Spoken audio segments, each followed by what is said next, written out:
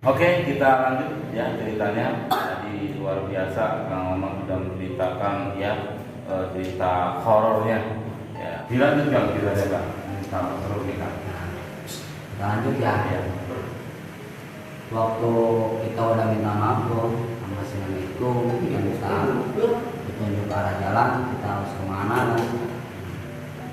Si nenek itu masih setuju. Cuman gimana ya?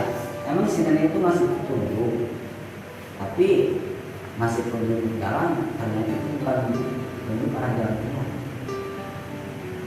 Jadi ceritanya gini, pas kita udah minta maaf, kita minta tolong sama si nenek itu lewat omongan si Asep itu kan, si nenek itu ngomong, enggak, kalian turun lewat jalur sana, jangan balik-balik ke sana.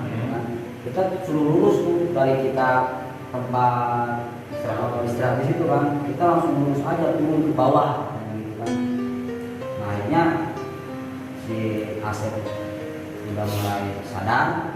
Nah dari kerasukannya tuh kita menangis Asep dulu, dan itu kira-kira 15 menit kita berangkat, karena memang kita itu udah ya setengah 12 lah, setengah 12 Rasa lelah ya. Pas setengah 12 kita berangkat lagi, kita ngikutin arah yang diikutin sama si nenek tadi. Di situ kan perjalanan lama, lumayan lah kita yang namanya naik gunung. Kita juga nggak tahu itu posisinya ada di mana, gitu kan? Karena waktu itu kita juga nggak bawa kompas atau apa, belum ada alat-alat yang canggih kayak sekarang gitu. Yang kita ambilin kan cuma jam tangan doang, HP juga di situ nggak ada sinyal karena HP-nya HP jadul ya kan. Kita bikin arah dari sini.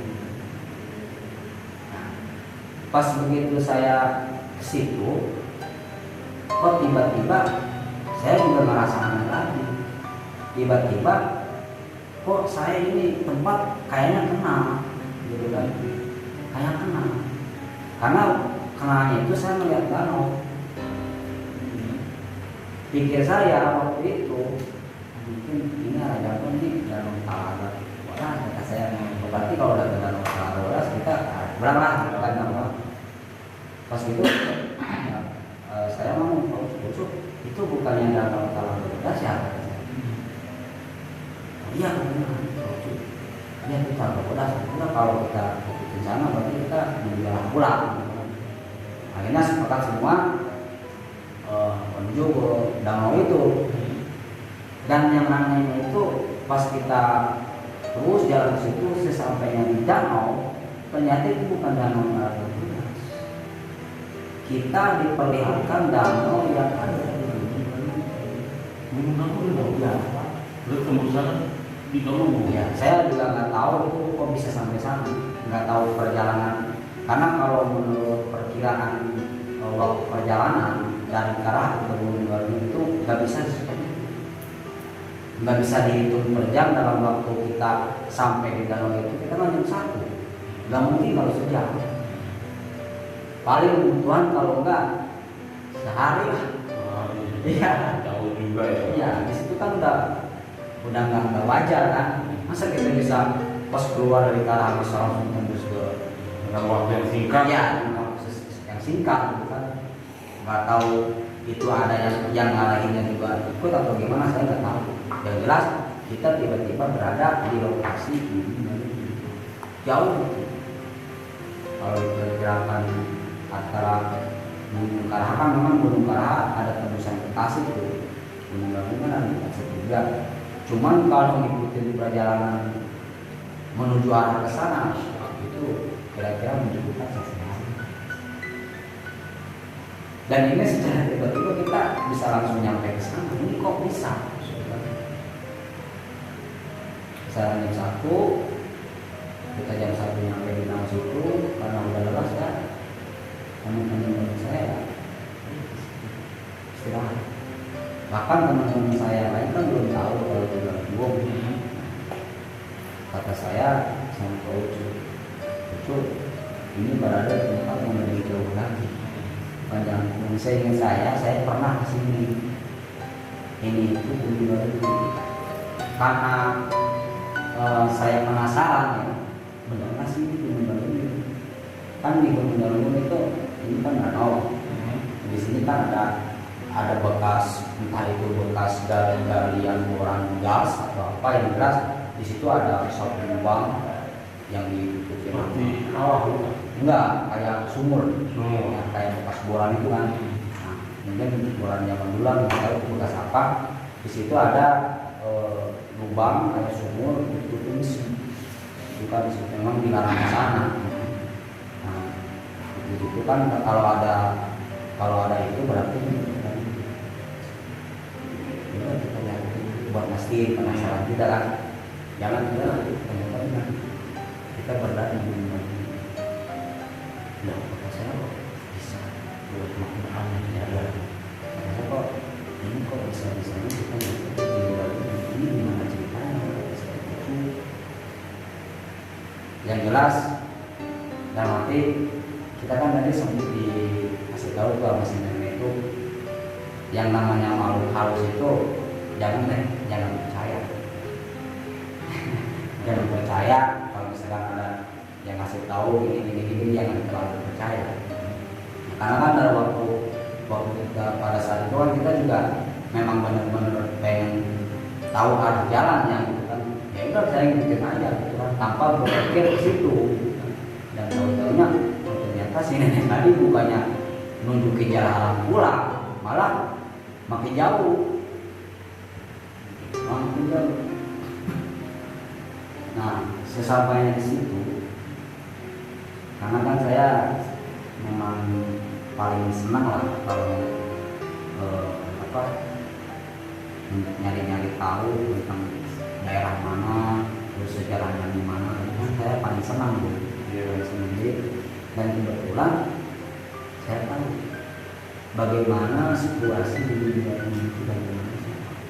Karena masa waktu main ke sana dulu gitu kan memang bertanya-tanya sama di tempat ini gitu kan belum kayak gimana gitu kan bahwa ada ini kan ada yang bikin kalau lagi di Gunung Galunggung melihat luar gede atau melihat sisi bulan jangan pernah mau lari kemana, diam aja di situ. Kalau lari kamu nggak bakalan bisa bulan katanya gitu. Terus kan memang di situ jelas kosong begitu. Saya panik kan karena memang udah tahu ceritanya kayak gitu. Ini perjalanan makin kesini kok makin ya makin nggak masuk di akal. Yang nggak saya yang nggak habis begitu kok kita bisa tiba di situ. Makanya kita di situ kan di dekat kawah itu, cuman alhamdulillah di tempat itu kita nggak ngalamin keanehan apa-apa. Kita seolah-olah kita bisa istirahat di situ lama lah kan subuh juga gitu. Kalau kita tahu kalau itu adanya di Galunggung dan memang udah pernah juga ya, artinya oh ini kita pasti bisa keluar nih, bisa pulang ya walaupun beda jalur. Ya lanjut. Begitu ceritanya kita subuh berangkat kita sholat dulu di sana, terus kita pagi-pagi juga kita sempat panik. Cuma yang saya heran itu kan Gunung Galunggung itu tempat wisata. Pas pada waktu hari itu nggak ada orang, nggak ada pengunjung kan? Sepi banget. Kata saya ini waktu dulu saya kesini ini tempat Gunung Galunggung ini wisata ramai. Sebelum Talaga Bodas Galunggung udah terkenal sini. Oke, kok nggak ada orang? Kan di Galunggung juga ada kawah, bahkan ada suatu danau yang banyak ikannya. Yang kata menurut warga di situ jangan sekali-sekali mancing di danau itu. Begitu saya pas pagi-pagi tuh karena bekal saya udah tipis, gitu kan, tipis sudah makan seadanya di sini. Kita sempat mandi dulu, terus pas kita lagi mandi di danau itu kita diperlukan orang tua yang mungkin warga di tempat di situ. Kita juga nggak tahu orang tua itu munculnya dari arah mana, nggak tahu. Tiba-tiba kita lagi di dekat danau itu, teman saya yang dua lagi nendang tuh, tiba-tiba ada terus sebab orang tua itu terus ngomong kalau bisa jangan mandi di situ. Kenapa? Terus saya kan nanya, Pak, kenapa emang? Pokoknya untuk saat ini jangan mandi di sini. Terus saya nanya, oh ya, ini Pak kan biasanya banyak orang di sini, banyak ya pengunjung juga. Udah seminggu ini tutup dulu. Karena minggu kemarin ada kejadian, karena ada orang hilang juga, gara-gara ya di situ hilang.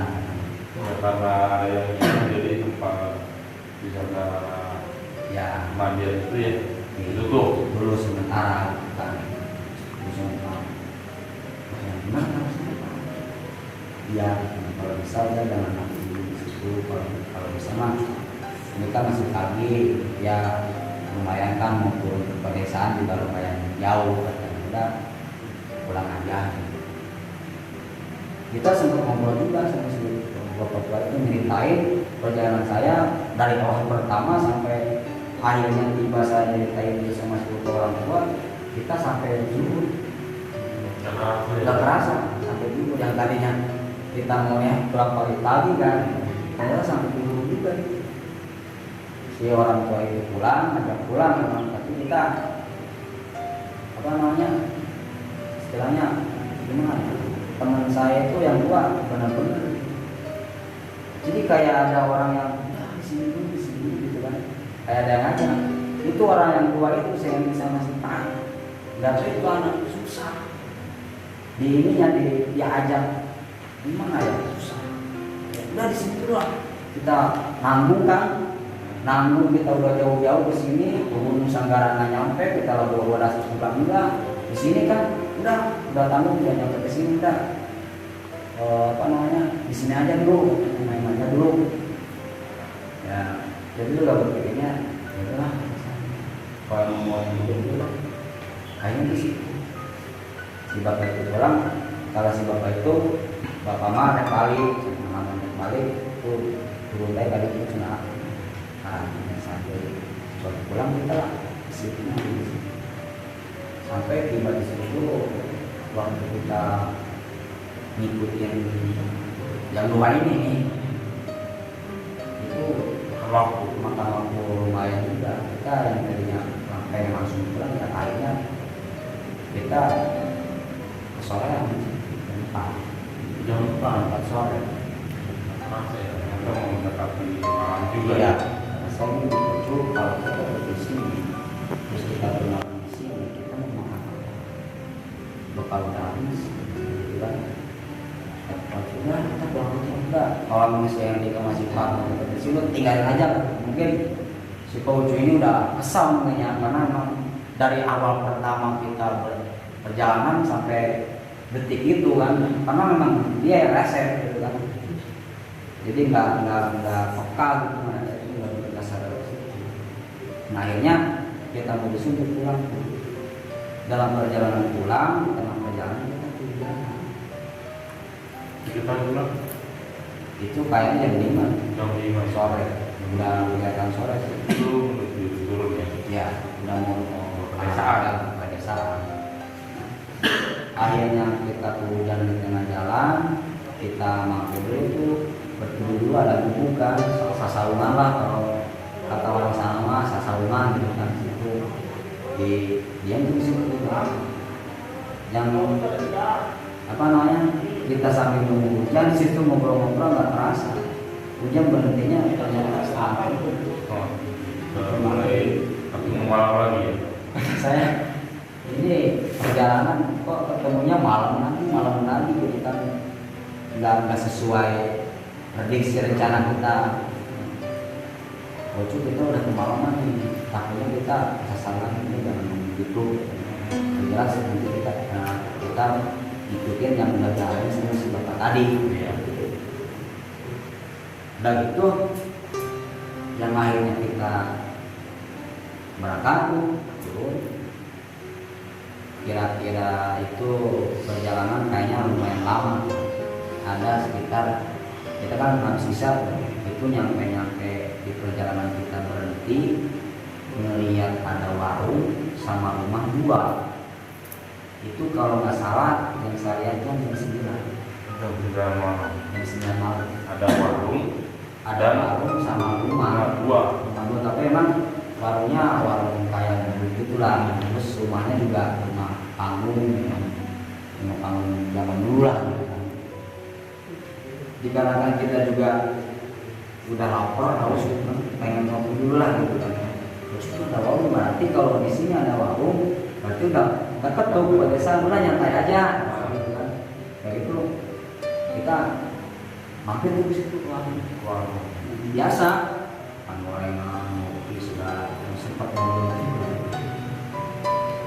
Kalau ya itu dikirakan karena kan waktu nggak kerasa lah waktunya. Pas udah menunjukkan waktu jam 9. Tadi kan jam 9 ngobrol-ngobrol kan. Terus si orang yang ada di bumi dua itu pada keluar emang nemenin kita ngobrol juga. Bahkan nanya juga, kita ngobrol lah biasa, ngobrol biasa gitu kan. Ngobrol habis dari mana, orang mana gitu kan. Kita ngobrol di situ. Tapi, nah di situ ada keanehan. Masih ada keramaian. Ya, ternyata di tempat kita istirahat, sesampainya kita ngobrol-ngobrol, habis ngopi segala merokok, kita ngantuk. Tiba-tiba ngantuk aja, udah ngantuknya minta ampun lah. Kata saya nggak berpikir kemana-mana, mungkin memang kami udah lelah ya kan?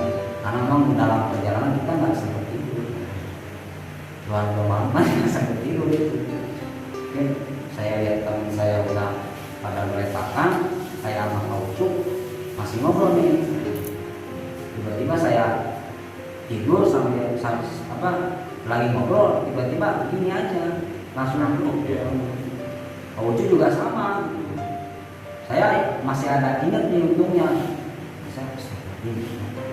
Pas saya melek, wah ini mama, kata saya. Melihat anak-anak juga. Saya belum melihat posisi kita di warung itu kan, belum ya. Masih melihat anak-anak yang lagi tidur. Pas saya duduk di kursi, pas nengok ke kiri, ini cuma bubuk doang, Berubah. enggak ada warung sama sekali. Dari situ saya ngebangun Pak Ucuk, Ucuk, coba ke ini halusinasi saya apa gimana nih? Coba ini perhatiin sekeliling Pak Ucuk, ini beneran warung atau apa? Pak Ucuk kaget, wah ini mah bubuk, Berubah ya. ya. Ya tiba-tiba kan suasana udah beda lah, karena emang udah tengah malam juga gitu. Ini masa iya sih, kata kita kan ngobrol kan. Terus saya lihat ke sebelah warungnya ya, emang ada lampu, nggak ada lampu sedikit. Padahal waktu kita ngopi di situ kan kita juga melihat orang yang keluar di situ memang sempat ngobrol. Yang lebih aneh lagi, kopi yang kita minum masih ada bekas. Itu kopi dari mana? Saya itu udah jelas-jelas Bocok ini yang kita minum beneran kopi apa enggak. Terus kita kan itu kan banyak gelas, kita minum juga rasanya kopi, rasa kopi, diminum air rasa air. Itu udah mulai sadar, wah ini orang atau bukan? Karena dari bentuknya warung jadi bubuk, jadi bubuk. Iya. Jadi udah mulai terlihat, udah mulai sadar. Ya udah mulai sadarnya itu ya sehabis kita melek itu kan karena ketiduran, tiba-tiba kita melek disuguhkan dengan suasana yang sepi, nggak ada orang sama sekali. Itu kopinya asli. Kopi. Itu yang anehnya itu, ini kopi dari mana? Bocok, coba deh. Kita penasaran, ini kopi asli apa enggak? Takutnya kan, karena kan orang bilang kalau ada kalau kita ke gunung, terus ada orang yang kita nggak tahu lah asalnya gimana, masih makanan jangan dimakan. Nah, karena kan nanti akhirnya inilah gitu kan. Tapi waktu itu kita ngebuktiin, bocor ini coba rasanya di kopi, ini asli kopi nih. Kita juga melihat dengan mata kita sendiri kan, kopi itu jelasnya memang rasanya kopi banget. Bahkan bekas piring-piring gorengan juga ada. Coba kayak ini beneran orang yang ngasih atau bukan? Terus kalau memang bukan orang yang ngasih, ini kopi dari mana? Itu kopi yang kita makan itu apa? Kata Pocong bilang, coba dicoba lagi kopi. Rasanya rasa kopi. Nah dari itu ceritanya kita bangun juga namanya yang lebih panik lagi si Asep. Asep mungkin kan dari awal juga dia diam itu bukan diam nyantai. Sebenarnya saya itu diam karena memang dia pikirnya lagi takut gini kan jauh ya. Iya. Hanya Sep, kamu lu nggak apa-apa. Udah, Sep, kata Asep gini, itu kopi masih ada nggak? Masih sih ya. Cuman lu bangun dulu. Saya bangun gitu. Pas saya bangun, Asep tiba-tiba kaget loh.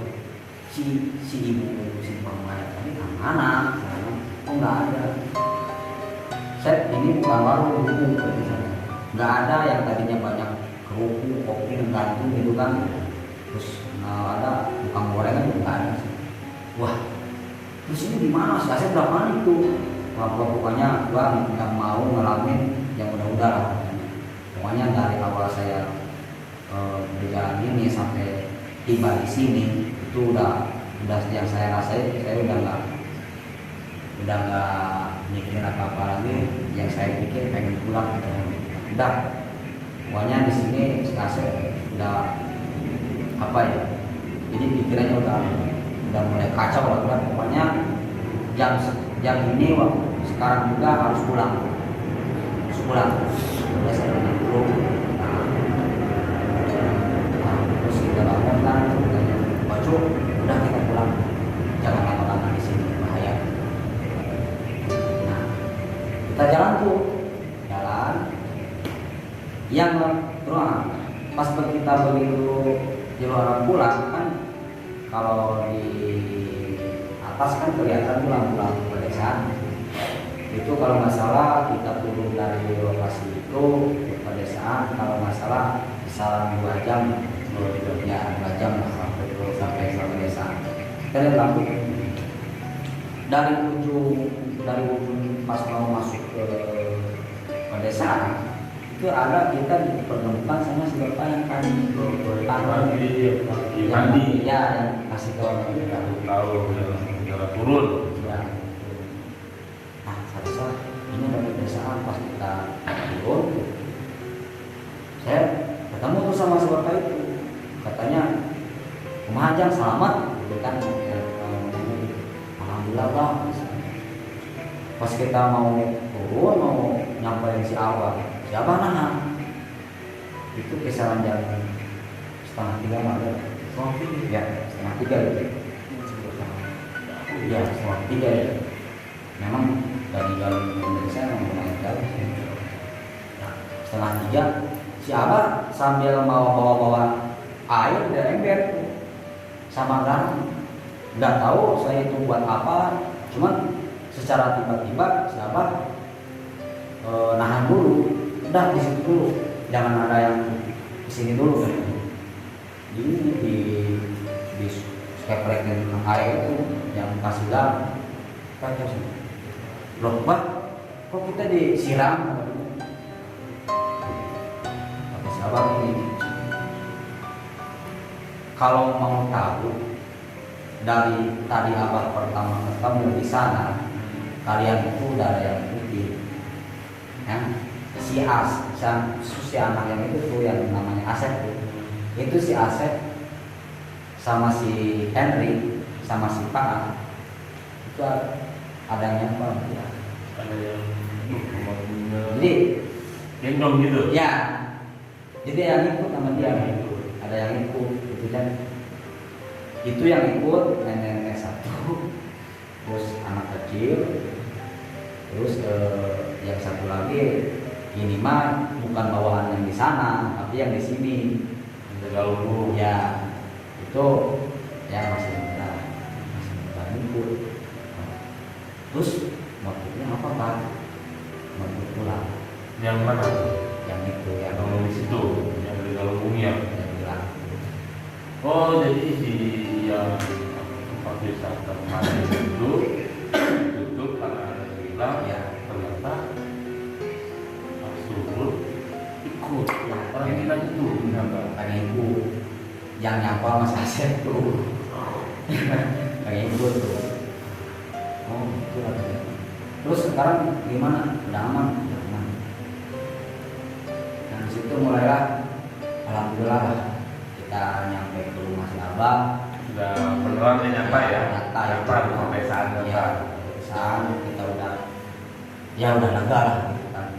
Dan saya bersyukurnya teman-teman saya juga nggak ada yang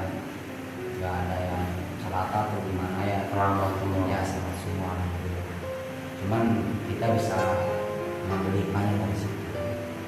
Kalau perjalanan kita kan istilahnya ya harus sopan santun, ada tata krama itu memang harus ada gitu kan. Meskipun kita mau kemana-mana, karena kita kan nggak tahu tempat yang kita tuju itu seperti apa kan. Jadi kita harus lebih berhati-hati. Alhamdulillah saya nyampe ke rumah si Abah. Saya nyampe ke rumah si Abah. Kan waktu itu kan kita waktu ngobrol-ngobrol itu kan sampai cerita si Abah ke langsung pulang. Dan ternyata pas kita tiba di tempat si Abah langsung pulang kan tuh pagi-paginya. Kita nyampe ke pesantren itu bukan 2 hari, 5 hari. 5 hari itu. Jadi di perjalanan waktu itu mendaki gunung ya, Ya, yang sudah melewati keanehan terasa 2 hari. iya. Ternyata di dunia nyatanya sudah 5 hari. Saya kan ingat waktu itu saya berangkat hari Senin, Selasa, Rabu, Kamis, hari Jumat saya ke pesantren. Barat perjalanan saya di Singapura, saya nggak sempat nanya ini hari apa enggak. Pokoknya saya ingat saya berangkat hari Senin, hari Selasa berarti kan Rabu pulang, hari Rabu pulang. Kita ngerasanya hari Rabu aja pulang selamat. Tapi pas nyampe ke pesantren, anak-anak yang di Kobong juga pada nanya, lu naik gunung kemana aja? Lama-lama, emang berapa hari? Cuma 2 hari doang. 2 hari dari mana? Ini hari Jumat loh, katanya gitu. Hari Jumat. Terus saya lihat emang kalau hari Jumat kan di sana beres-beres masjid kan. Ya, saya kaget loh. Apa iya ya kita 5 hari kesini? Di situ ternyata dari awal perjalanan kita bukan tersesat di dunia nyata, dalam arti kita memang Sudah masuk ke alam sudah lain. masuk keliling-keliling di dunia lain, karena memang waktu sama dunia alam kita sama alam yang lain memang beda. Ya buktinya kan kita ngerasa 2 hari, buktinya kan nyampe rumah katanya gimana. Nah situ itu pengalaman saya, ya bisa dibilang pertama pengalaman saya seperti itu. Karena di awal-awal saya main ke sana nggak pernah juga seperti itu. Cuman itu yang saya alami seperti itu. Ternyata dunia kita sama dunia gaib itu memang beda. Beda waktu. Iya, beda waktu. Berarti sini berapa hari? 2 hari kan? 2 hari. Itu cerita saya sampai di sana. Alhamdulillah saya sama teman-teman saya selamat. Nah, di samping itu kita juga ada hikmahnya juga sih. Ada hikmahnya buat kita semua juga, karena memang kita nggak sendiri gitu kan, memang ada lah orang-orang tarik seperti itu. Dan sebenarnya kalau memang yang udah ngalamin, udah tahu lokasi di Gunung Sagara, Parabaguda, Separahat, kalau bisa hati-hati.